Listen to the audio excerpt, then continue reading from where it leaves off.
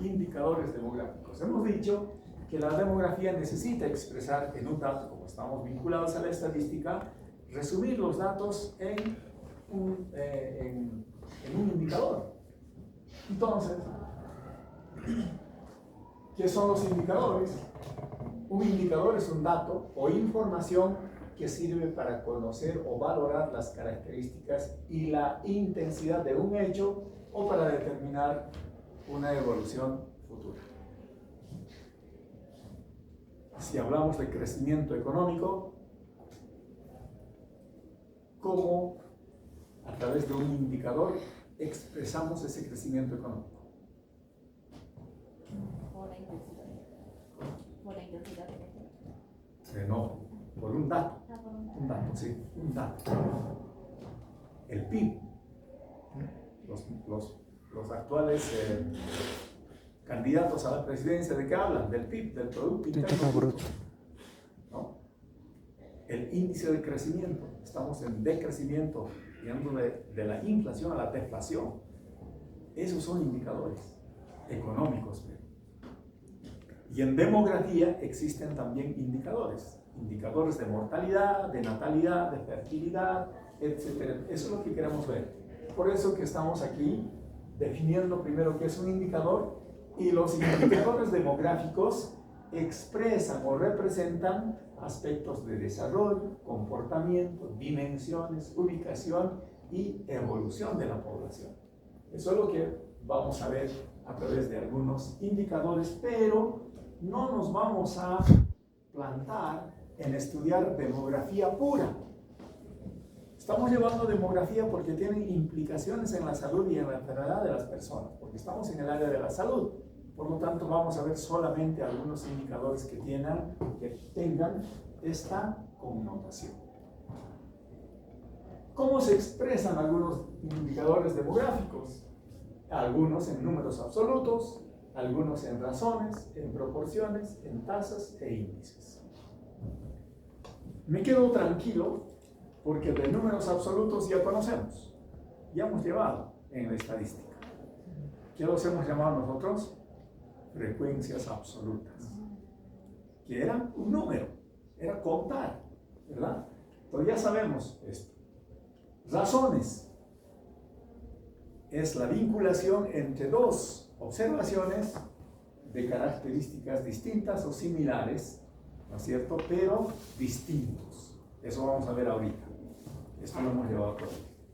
Proporciones. ¿Hemos llevado o no? Sí.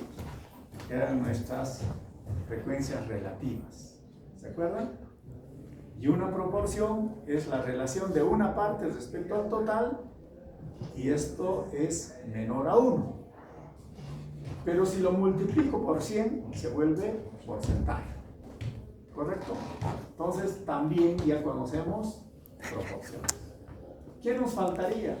Tasas e índices. No.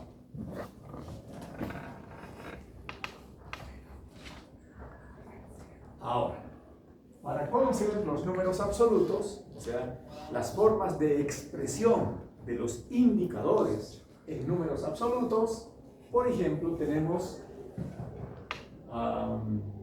creo que no está aquí, un lugar donde sucedió. Bueno, esta es la parte general, pero quiero llegar a esto.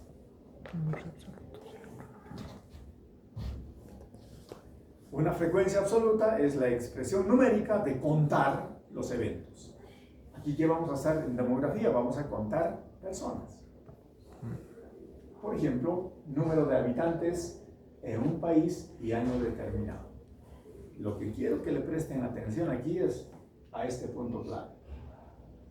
No es un número frío, sino es un número, pero siempre, para todos los casos, incluido las tasas, para un espacio geográfico determinado y un tiempo o periodo determinado. Está casado con eso. Si no, no sirve. ¿Qué les parece? 11.625.302 habitantes. ¿Les dice algo? Nada. Pero si les digo en el año 2024, ya pero también sigue cojo en Bolivia. La población en Bolivia parece bien, porque hemos tenido el censo el año pasado, el 2024, ¿verdad? Ahí sí tiene, ahí recién se vuelve información. Si ustedes les presento solo un número, eso es un dato cualquiera, pero nosotros tenemos que manejar información. A estos dos componentes se llama contexto, o sea, asignarle contexto. Un dato con contexto se vuelve información. ¿Correcto? Otro ejemplo, número de recién nacidos en el departamento de La Paz en el año 2023. Ejemplo. Otro ejemplo, número de defunciones en un municipio X en un año determinado y así sucesivamente. Estos son ejemplos, ¿no? Inclusive para odontología, número de odontólogos a tiempo completo necesarios para 240 consultas por semana en un centro de salud. Número. Estamos expresando números, ¿verdad? Por eso se refieren a números absolutos. Por lo tanto, los indicadores en demografía hay algunos que se expresan en números absolutos. Eso es lo más fácil. Lo único que necesitamos es contar y asignarles el contexto de a dónde pertenece. Vayamos a ver razones. Les dije hace rato. Las razones constituyen una medida de resumen igual, pero que establece la relación entre dos hechos o dos fenómenos. Se obtiene al dividir dos cantidades independientes de la misma o diferente naturaleza. Quiero que comprendan bien. Primero, que son independientes. No es igual que la proporción, una parte respecto al total. En ese total también está esa parte. En cambio, aquí son independientes. Eso tiene que quedar clarísimo. Pero dice además de la misma o diferente naturaleza. Por ejemplo, de la misma naturaleza, médicos versus enfermeras. Los dos son personal de salud, los dos son seres humanos, son comunes, de la misma naturaleza. Pero es distinto ser médico a ser enfermera, ¿verdad? Entonces podemos relacionar esas dos cosas. Pero aquí digo, diferente naturaleza. Entonces también puedo mezclar, por decir, número de pacientes en un hospital relacionado con camas disponibles de hospitalización. ¿No es cierto? O puedo buscar una relación de personas, cantidad de mascotas, distinta naturaleza. Entonces voy a buscar una relación, cuántos perros hay por cada habitante en un determinado territorio, ¿no? Para zoonosis hacemos ese tipo de trabajo. Entonces, en razones son distintos, A, B. Creo que teníamos ejemplos. Sí, hay un ejemplo. Razón de masculinidad es un indicador demográfico. ¿Quiere decir que hombre y mujer son iguales? No. Por naturaleza sí son seres humanos. Es algo que nos une. Pero según su condición biológica son distintos. En derechos podemos ser iguales, pero en constitución biológica somos distintos, ¿o no? Los chicos pueden embarazarse. ¿Cómo es? ¿Cómo es? ¿Cómo es? Somos distintos por constitución biológica. Él es distinto. ¿No? Hasta los indicadores de maduración son distintos. ¿No? Completamente. La cronología y secuencia de erupción dentaria son distintos también. El tamaño de las piezas dentarias son distintos también. Entonces, por constitución biológica somos distintos. En derechos podemos ser iguales, ¿no? Etcétera. Bien. Vamos a vincular entonces dos eventos que si bien tienen un origen común, pero son distintos. Hombres, mujeres. Puedo sacar este vínculo, ¿no? Si me dice que una razón es la relación por cociente de una característica X respecto a otra, ¿cuánto me da como resultado esa división? 0.97 y tantos. ¿Qué quiere decir? Que por cada mujer existe hombres. Eso quiere decir un poco hombre. Menos de un hombre. Menos de uno. No poco hombre. Menos que hombre, ¿verdad? ¿Se puede interpretar? No se puede interpretar fácilmente, ¿no es cierto? Por lo tanto, es necesario una constante de amplificación. Si yo esto multiplico por 100, recorro la coma, ¿no es cierto? ¿Y cuánto sería? Hay 97 hombres por cada 100 mujeres. Eso se puede entender, ¿no? 97 por cada 100. Aquí dice, ¿no? 97 por cada 100 mujeres hay 97 hombres. Que es Las 3 mujeres que sobran. Entonces, en demografía, pues utilizamos frecuentemente estos datos. En Bolivia existe esta diferencia. Hay más mujeres que hombres, ¿no es cierto?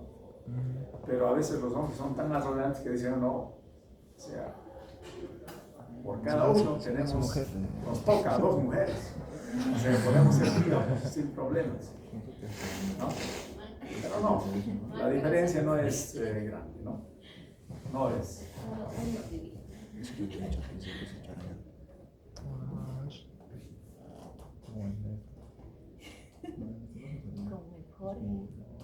Como el Jorge. Proporciones. Una gata la ataca. Son también indicadores las proporciones, pero de frecuencia, que establecen la relación por cociente entre 2 eventos, pero en las cuales en el denominador está también el subconjunto. Si aquí tenemos un conjunto, un subconjunto A también está en el total. Entonces, es la relación de una parte respecto al total. Vayamos a ver un ejemplo. Se quiere conocer la proporción de 1120 niños que han recibido un esquema de flúor acidulado y aún así 23 niños han desarrollado caries dentales. Porque sabemos que el flúor acidulado es un mecanismo preventivo para evitar las caries dentales, porque de manera externa o superficial existe una conjugación de la hidroxiapatita con el etcétera, etcétera, que lo saben muy bien, ¿verdad? Entonces les hemos fluorizado a todos los niños, a 1120 niños, para evitar la caries. Pero a pesar de haber asistido, ¿no es cierto?, a las sesiones de aplicación de flúor acidulado en las piezas dentarias, 23 niños han desarrollado caries. ¿Qué tengo que hacer? Relación de los niños que han tenido caries, que son 23, respecto al total. Estos 23 estaban contabilizados también aquí, ¿verdad? Porque es el conjunto total. 23 entre 1120, 0.02. Como son proporciones, hemos dicho relación a 1, tampoco se puede interpretar, ¿no? Entonces, multiplicamos por 100. Ahí sí, nos sale 2%. ¿Qué significa? 2 de cada 100. O sea, 2 niños de cada 100 que han recibido la aplicación de flúor acidulado han desarrollado caries. ¿Correcto? Está fácil, ¿no?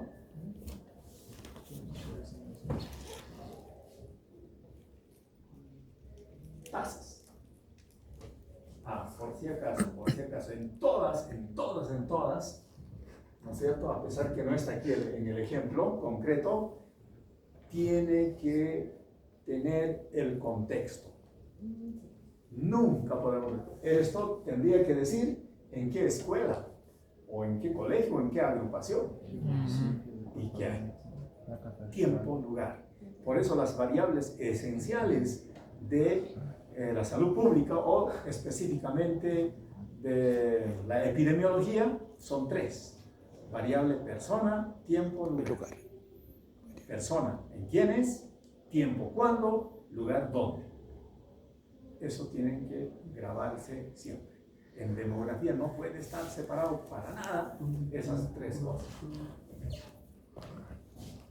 Bueno, para el ejemplo yo les he cortado eso, ¿no?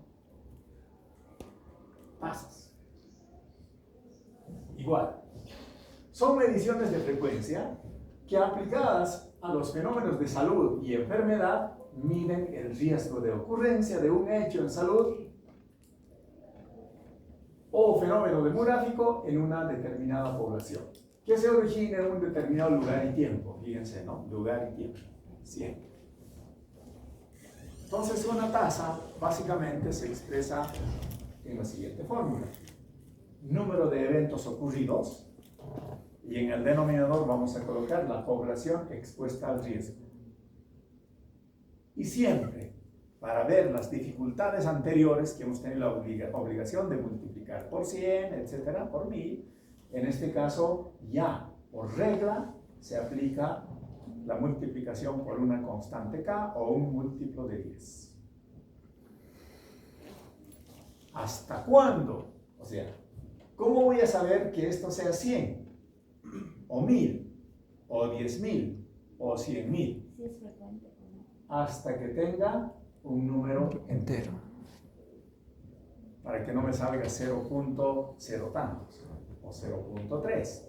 Entonces, hasta que tenga un número entero, a pesar de ser una cifra decimal, que diga por lo menos 1.3, 4, 5, 0, etcétera, lo que quieran, hasta ese punto hay que buscarle la cifra amplificadora. Pero eso tampoco es libre albedrío, chicos. Ya está estandarizado. ¿Para qué nos sirve la demografía? Para comparar los indicadores entre países. Entonces, yo no puedo utilizar para comparar la tasa de mortalidad infantil en Brasil y Bolivia. Tiene que ser el mismo efecto amplificador. Por lo tanto, a nivel internacional ya existe estandarizado estas cifras. ¿Ok? Entonces, solamente de ese modo podemos comparar las tasas demográficas entre países.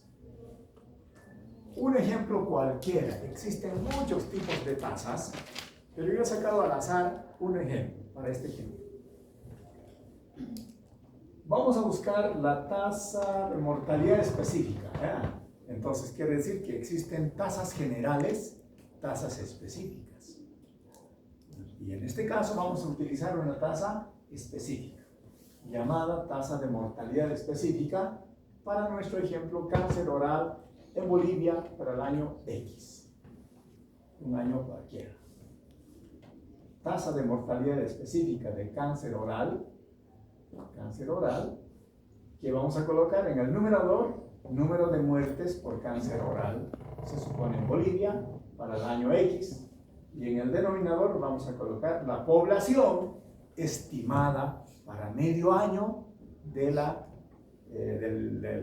del año que queremos calcular, todo eso multiplicado por una constante, múltiplo de 10.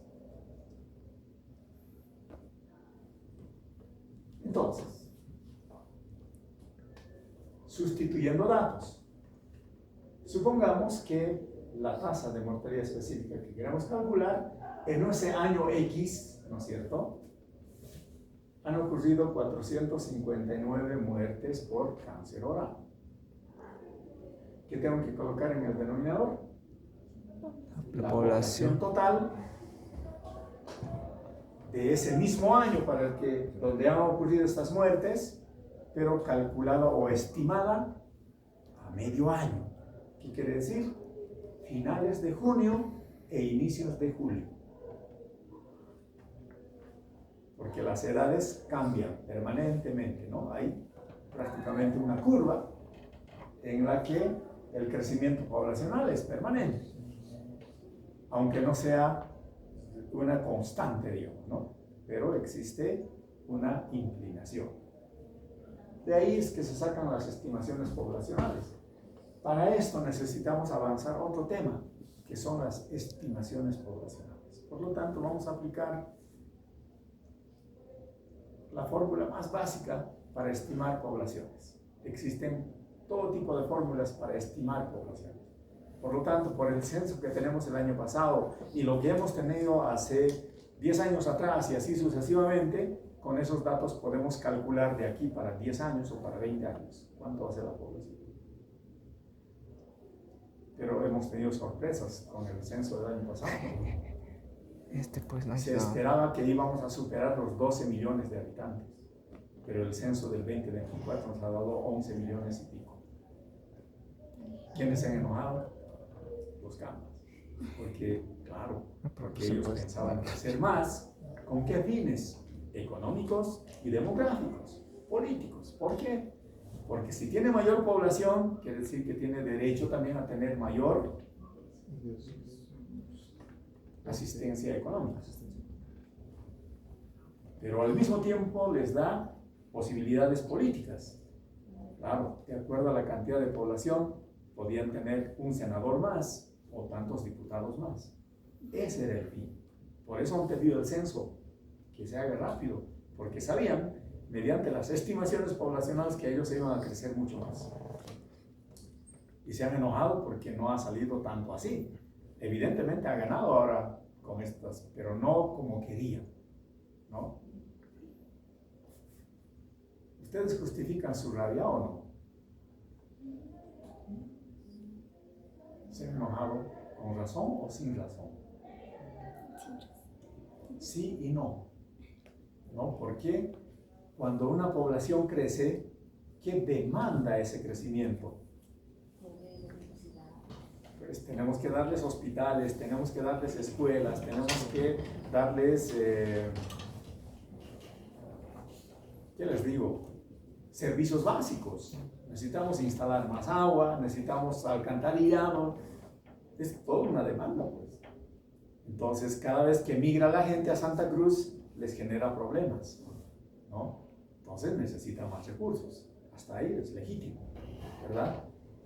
Pero se han enojado porque primero le han echado la culpa de que el censo había fraude, no habían hecho bien las cosas, etcétera, etcétera. Pero nosotros sabemos, la ciencia cierta, ¿no es cierto?, que la gente, al menos en nuestro contexto paceño, a mucha gente les han obligado para que se vayan a censar en las provincias de donde provienen, para no perder derechos. Entonces el censo tenía que ser allí donde vive. Pero esa vez pues la gente ha emigrado por patadas, ¿no? Entonces, desde ese punto de vista, el censo no estaba reflejando la verdad. Esos son hechos políticos que solamente en nuestros países ocurren a veces, ¿no? Pero, entonces, desde ese punto de vista tampoco es confiable al 100% los datos censales, ¿no? Y hay mucha gente que no se ha censado también. Bien. Sin salirnos de nuestro ejemplo ahora, tienes que ayudar, para calcular la tasa. Tienes que reproducirte. Número de muertes por cáncer oral dividido en la población total con la constante. Datos reales, 459, población en ese momento, para ese año X, multiplicado en este caso por 100.000. Si ustedes multiplican por 10.000, esto les va a salir decimal. O sea, les va a salir 0.i. No queremos 0.i, que tenga un número entero, por lo menos, ¿no? Una unidad. Y en este caso estamos obligados a multiplicar por 100.000. Por lo tanto, nos da el resultado de 3.9 defunciones por cáncer oral por cada 100.000 habitantes. Así es como se interpreta, ¿no? Otra forma, en Bolivia, para el año X, la tasa de mortalidad específica por cáncer oral fue de 3.9 defunciones por cada 100.000 habitantes. Pero, como estamos hablando de personas, muchos estudiosos, demógrafos, dicen, deberíamos evitar las decimales, ¿no? Y redondear por aproximación. En este caso, si es 3.9, pues es lícito decir 4 defunciones por cada 100.000 habitantes. ¿No? ¿Una pregunta? Fácil, ¿no? Más simple que todo. Parcial. Bueno, de los índices no voy a llevar, lo vamos a dejar en suspenso.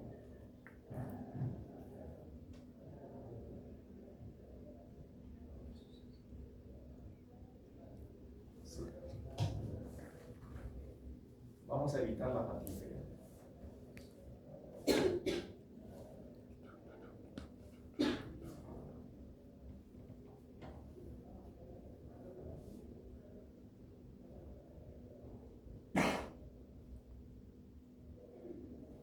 Vayamos a ver la segunda parte de este tema.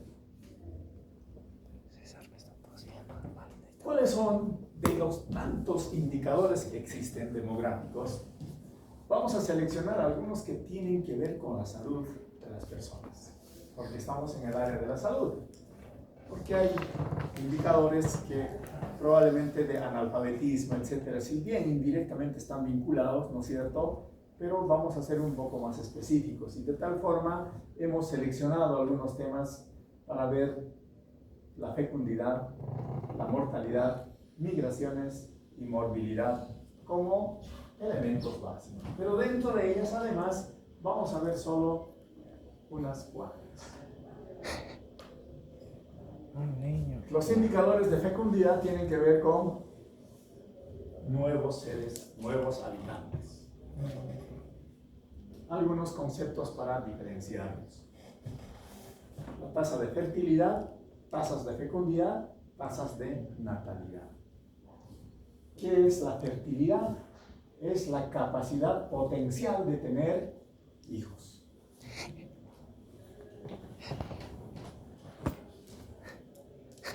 Se supone que cuando nace una mujer, ya tiene la potencialidad de que va a ser mamá en algún momento. Potencial. No he dicho real. Potencial. ¿No? Fecundidad es la realización efectiva de la fertilidad. Ah, ya, claro. Pues tenía la capacidad potencial de tener hijos, pero cuando hablamos de fecundidad, quiere decir que sí ha podido embarazarse. ¿No? Entonces ahí hablamos de las tasas de fecundidad. Es decir, la reproducción biológica en cualquier especie es la capacidad real de lograr una procreación efectiva. Pero vamos un poquito más allá. Tenemos la natalidad, es el número de personas que nacen en un lugar y en un periodo de tiempo determinado en relación con el total de la población. Entonces, está bien conocer todos estos indicadores, pero los más básicos que se utilizan para comparar son las tasas de natalidad. O sea, a la demografía le interesa cuántos nacen, ¿no? Y son personas que comienzan con una vida. Pero aquí es la posibilidad de embarazarse. Si ya se embarazó, por ahí no nace, o hay mortinato, ¿verdad? Aquí solamente no se ha embarazado, pero por su condición de mujer tenía la capacidad de procrear, ¿no? ¿Y de dónde? Teoría, práctica, realidad.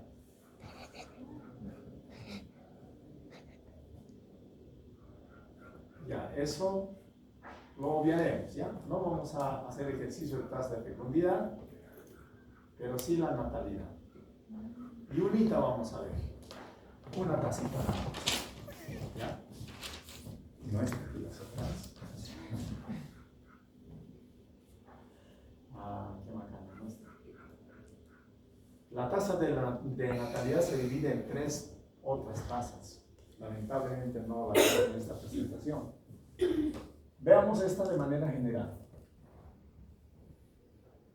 La tasa bruta de natalidad mide el número de nacidos vivos que ocurren por cada 1000 habitantes. Como se trata de una tasa, pues expresa la probabilidad de que ocurran nacidos vivos en la población. Cuando decimos bruta, cada vez que escuchan la palabra bruta o general, quiere decir que en el denominador está la población total.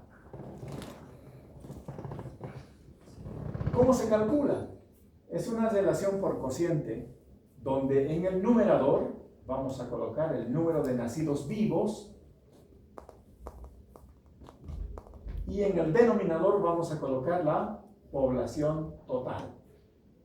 Pero la población total media, cuando digo población total media, calculada para medio año aproximadamente, o sea, fines de junio o a inicios de julio, en un determinado territorio y en un periodo de tiempo también determinado, todo eso multiplicado por 1000. ¿Qué tipo de indicadores? Una tasa cruda, tasa bruta o también tasa general son sinónimos de ese tipo de cosas.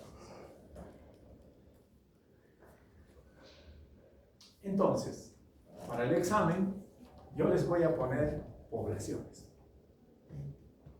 Les voy a colocar el lugar inclusive y les voy a pedir que calculen la tasa bruta de natalidad. Entonces ahí yo les voy a colocar, para confundirlos, ¿no es cierto?, distintas subpoblaciones. Y ustedes van a seleccionar qué con qué tienen que dividir, nada más. ¿Está bien? Les voy a marear la perdiz. Claro, para hacer examen, ¿no? Pero ustedes, como ya saben, ¿qué van a colocar en el numerador? Número de nacidos vivos. Eso tienen que buscar. Pero ahí voy a colocar yo también, existen menores de 5 años, 8000 personas. Existen de tal edad tantos. Entonces ustedes tienen que seleccionar lo que corresponde. Por eso las palabritas son claves.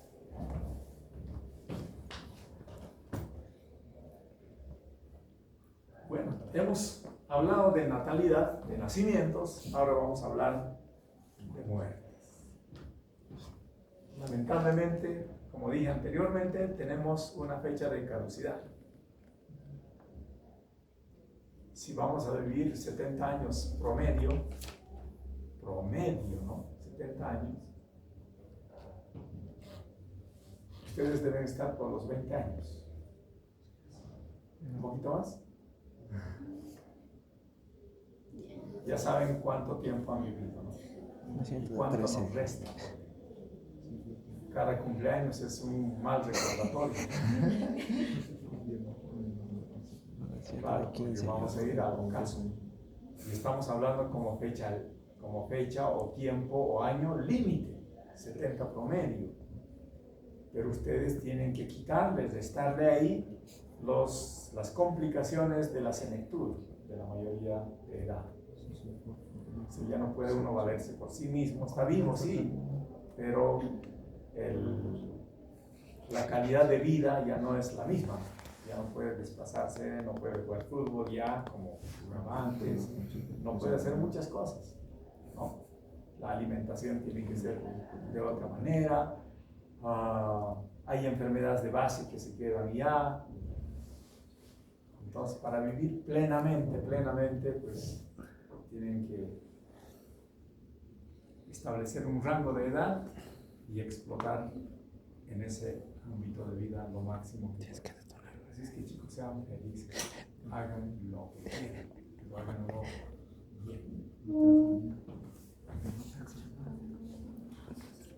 Entonces, hablando de muerte, pues es un indicador epidemiológico igual que mide la frecuencia del evento, o sea, de las muertes, relacionado con el número de muertes, relacionado al número de muertes con el total de la población expuesta al riesgo.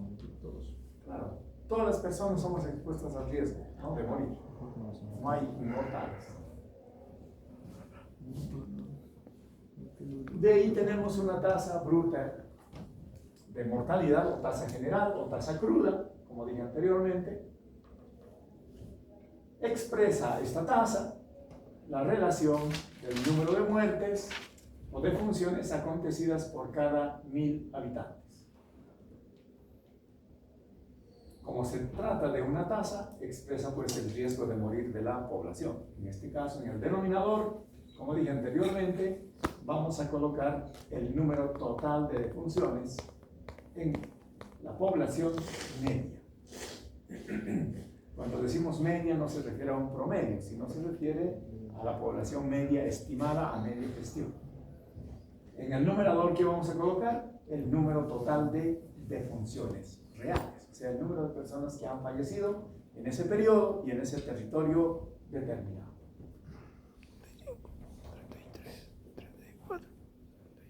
¿De dónde sacamos estos datos? Eso estaba en el primer tema. Como no lo saben, los voy a explicar. Hay dos componentes para conseguir los datos demográficos. Uno mediante el censo, del cual ustedes han experimentado con suerte el año pasado. Han sido censados, ¿verdad? Sí. Y les han preguntado N cosas. Sí. Todo eso está expresado en las estadísticas, en el informe del INE. Muy pronto va a salir la publicación. Seguramente ustedes tienen que tener acceso a esa información de primera mano. Esa es una. Para eso nos han encerrado a todos en nuestras casas y teníamos que permanecer ahí. No podíamos salir a ningún otro lugar, ¿no? Y teníamos que dar toda la información fidedigna posible. Y la otra forma son las estadísticas vitales. ¿Qué son las estadísticas vitales? Es el registro de nacimientos y muertes y también de uniones o matrimonios que están concentrados en un organismo llamado Registro Cívico Nacional, en el Homo Socialismo, ¿no? Ahí está. Entonces, se supone que todos los nacimientos y todas las muertes están registrados ahí. ¿Por qué? ¿Qué es lo que pasa? ¿Quiénes son mamás? ¿Papás? Le ha rascado todo. Ya lo saben todo. Lo ha atacado su guagua. Supongamos que por buena suerte su hijito nace en un hospital. Buenos hospital. Que pueden nacer en el domicilio también.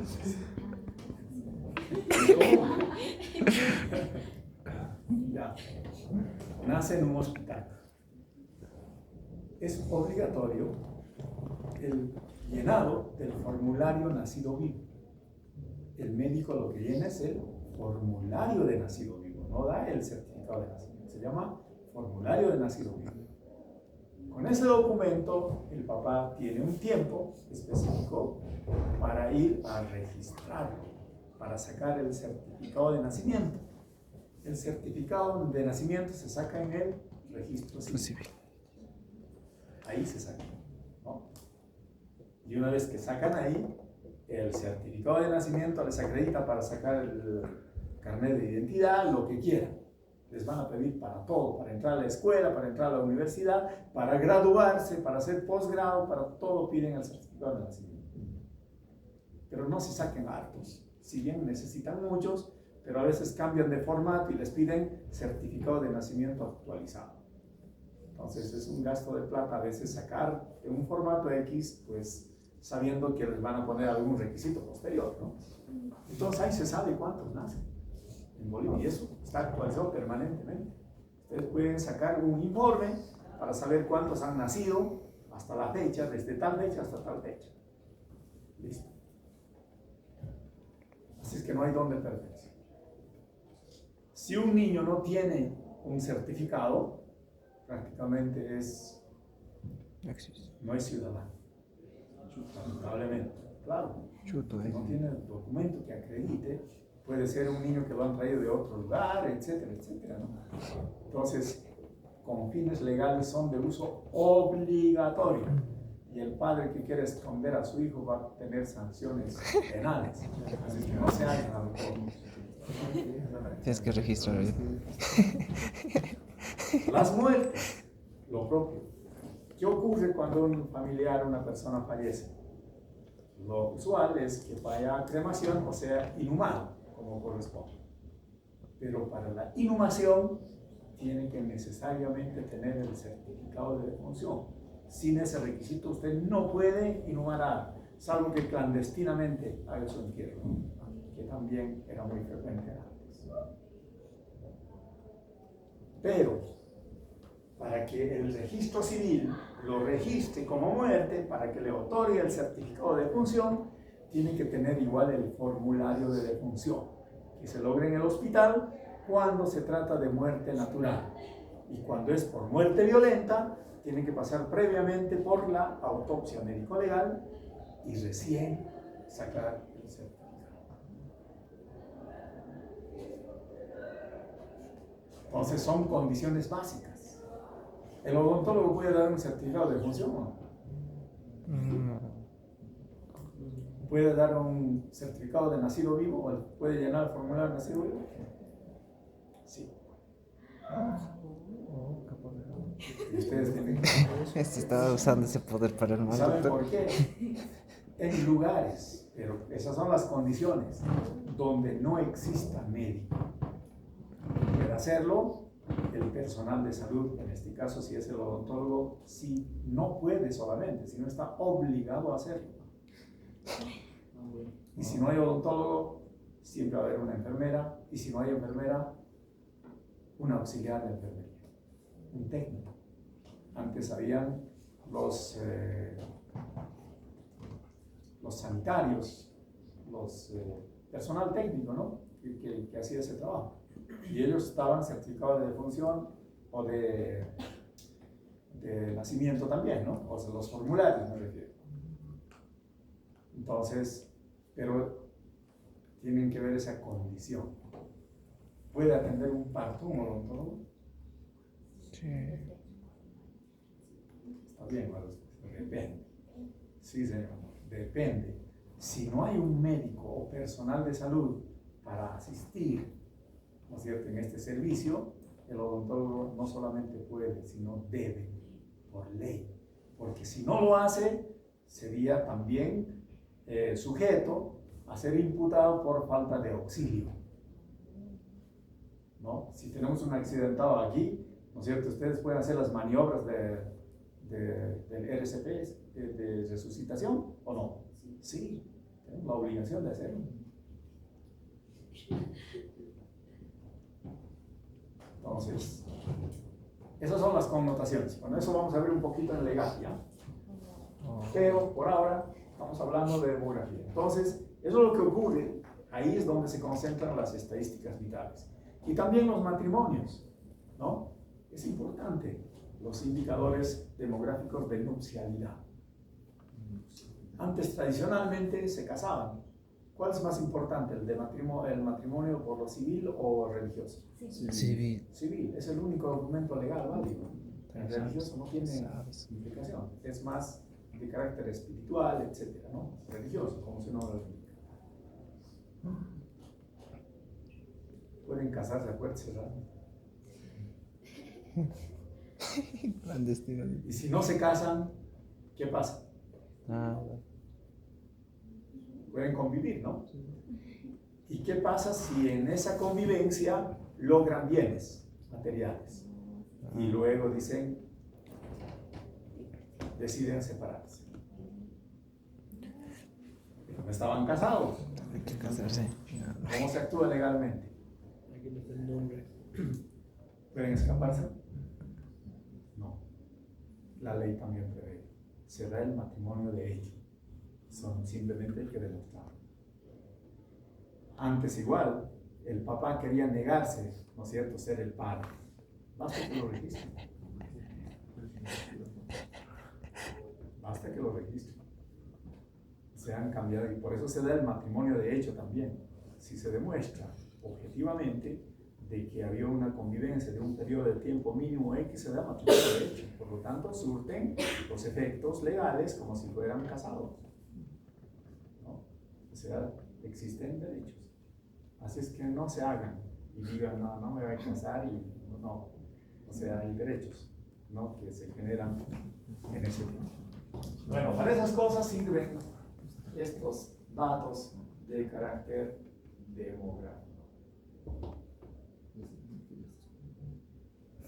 La tasa de mortalidad infantil, esto sí nos interesa, porque es un indicador válido que nos permite comparar el nivel de desarrollo entre países.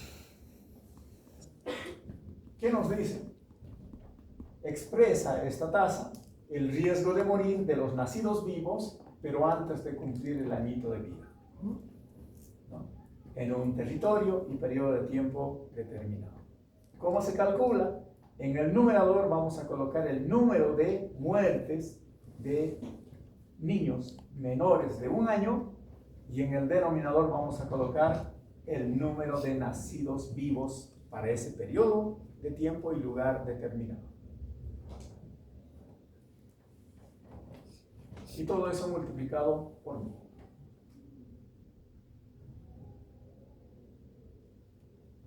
Entonces yo les voy a poner números por todo lado y ustedes tienen que utilizar los precisos para calcular la tasa de mortalidad infantil. En esto existe la tasa de mortalidad neonatal, postnatal, etcétera, que son variaciones. Eso es lo que tenía aquí, pero no está. Pero tampoco tenía intención de preguntarles en el examen eso, ¿no? Sino simplemente son variaciones internas, que sirve para otro tipo de procesos. ¿Por qué creen que se mueren los niños menores de 1 año? ¿Y por qué los niños, los niños que se mueren antes de cumplir 1 semana, que es la mortalidad neonatal? O sea, hasta los 6 días, 0 hasta los 6 días.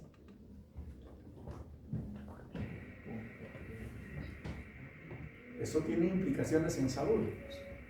Esa tasa es utilizada por los médicos, por las ciencias de la salud, principalmente porque quiere decir que esos niños han nacido sin haber completado los indicadores de maduración. Entonces sufren complicaciones por ese motivo. O sea, no pueden subsistir, ¿no es cierto?, mediante el funcionamiento regular porque no ha completado la maduración necesaria. Entonces, hay 7 mesinos, ¿no? Hay niños que nacen a los 7 meses ya. Que es una alteración porque se espera que sean 9 meses para la maduración completa. De los 7 meses ya pueden.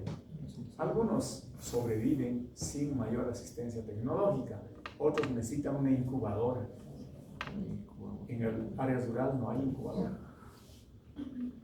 Aquí tenemos neonatólogos, allá con suerte un médico general, ¿no? Entonces, ni tecnológicamente, ni económicamente, ni a través de recursos humanos, pues los indicadores demuestran este tipo de falencias que es propio de nuestro sistema sanitario. Por eso es importante hablar de estos temas que tienen carácter demográfico, pero que tienen implicaciones en la salud, en la vida, en la enfermedad y en la muerte de las personas. Entonces, nos estamos llevando esas complicaciones, pero en la mortalidad general, ¿no es cierto?, después de haber completado el añito, hasta los 5 años, los niños mueren igual por 2 causas. Eso demográficamente se conoce. ¿Por qué creen que se mueren los chicos menores de 5 años? Desnutrición.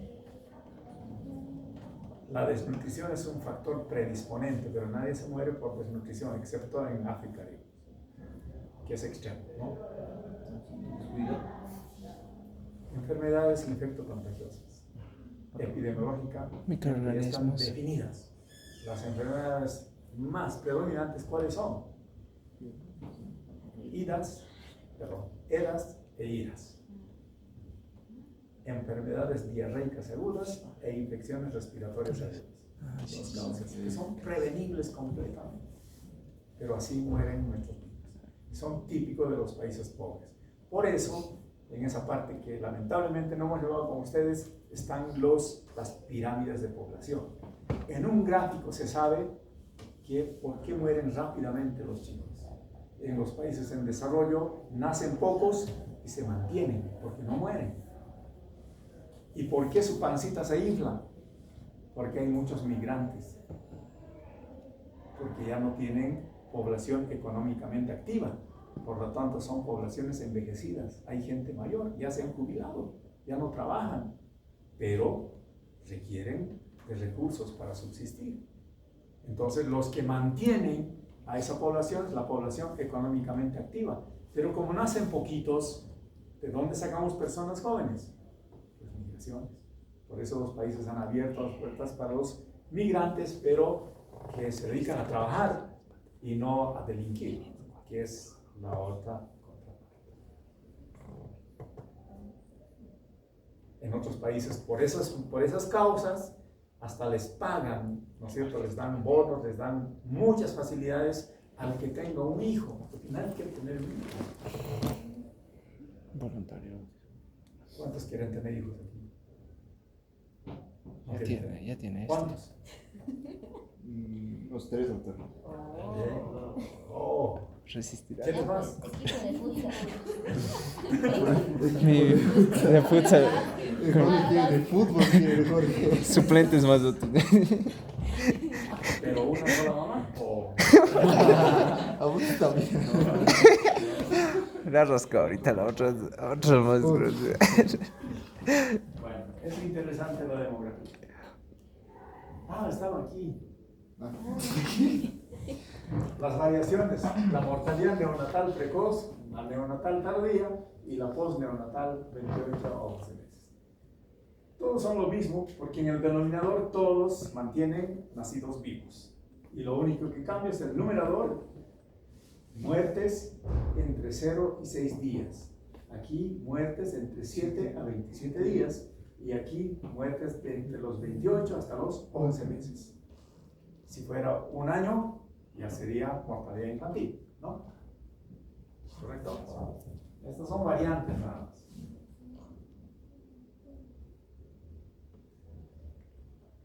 Tasa de mortalidad menores de 5 años. Ahora, hace rato hemos visto menores de 1 año, ahora menores de 5 años. Es lo mismo, solamente el denominador sigue siendo nacidos vivos, ¿no? Y en el numerador lo único que cambia ahí según esto. ¿Será importante ver la tasa de mortalidad materna? Sí. ¿Quiénes tienen hijos? O sea, ¿quiénes?